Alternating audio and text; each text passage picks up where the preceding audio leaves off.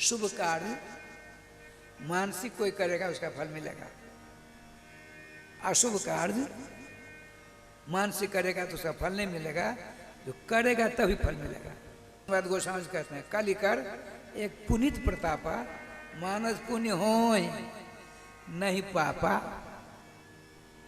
मन से आपने ऐसा सोचा श्रीमद् भागवत महापुराण का मंदिर 5-6 करोड़ रुपया लगेंगे, क्यों नहीं मैं ही बना लूं, लेकिन भगवान मेरे पास उसी सामर्थ्य नहीं दी, इच्छा तो हुई उसका फल मिल जाएगा।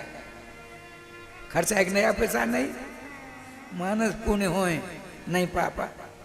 अरे राम राम, बड़ी सुंदरी स्त्री है, इसका अपहरण कर लिया जाए, दैहिक संबंध जोड़ दिया जाए, मानसिक किया पाप नहीं होगा, जो करेंगे तभी पाप लगेगा, है ना विशेषता।